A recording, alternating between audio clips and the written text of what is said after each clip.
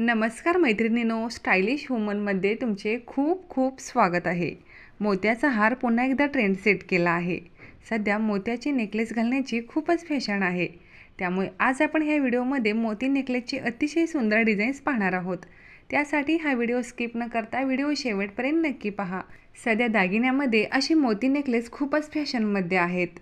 हे नेकलेस पारंपरिक साडीपासून ते वेस्टर्न कपड्यावर सर्वच गोष्टीवर खुलून दिसतात। नऊवारी साडीवर, पैठणी साडीवर किंवा कोणत्याही ट्रेडिशनल साडीवर मोत्याचा चोकर खूप सुंदर दिसतो। हे ब्युटिफुल चोकर तुम्ही गाऊन, ऑफ शोल्डर ड्रेसेस किंवा जीन्स टी शर्टवर घालू शकता। खूपच क्लासी आणि आकर्षक लुक देईल। पारंपरिक साडीवर तुम्ही असे टेम्पल डिझाईनचे नेकलेस घालू शकता। जर तुम्हाला एखाद्या लग्न समारंभ किंवा कार्यक्रमामध्ये शाही थाट करायचं असेल तर बनारसी किंवा कांजीवरम साडीवर तुम्ही असे मोती नेकलेस घालू शकता।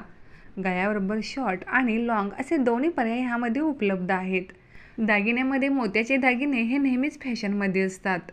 हे मोती हार तुम्ही पार्टीवेअर साड्यावरती, इंडो वेस्टर्न ड्रेसवरती अशा कोणत्याही आउटफिटवरती घालू शकता। हे लेयर्ड मोती नेकलेस तुमच्या सौंदर्यात भर घालतील यात शंकाच नाही। मोठ्या गळ्याच्या ब्लाऊजवर हे नेकलेस अतिशय सुंदर दिसतात।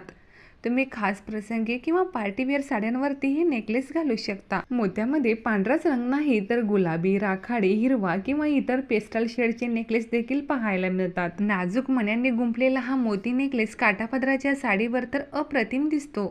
क्लासी, मॉडर्न आणि हाय क्लास लुकसाठी तुम्ही ही अशी मोत्याचे नेकलेस घालू शकता। जर तुम्हाला जास्त दागिने घालायला आवडत नसतील तर सोन्याच्या दागिन्याऐवजी तुम्ही कोणत्याही साडीवरती असा एखादा मोती नेकलेस घालून तुम्ही तुमचा लुक कंप्लीट करू शकता। पारंपरिक काठापदरांच्या साडीला मॉडर्न लुक देण्यासाठी फक्त तुम्ही असा गळ्यामध्ये एखादा चोकर घालून तुम्ही तुमचा लुक कंप्लीट करू शकता। मोत्याच्या चोकरने तुम्हाला एक रॉयल आणि क्लासी लुक मिळतो। तुम्हाला एखाद्या समारंभाला जायचं असेल तर गळ्यामध्ये इतर कोणतेही दागिने न घालता फक्त असा मोती नेकलेस घातल्यावर खूपच सुंदर दिसतो। जर तुम्हाला सुद्धा ह्या मोती नेकलेसचे डिझाईन्स आवडले असतील तर व्हिडिओला एक लाईक जरूर करा।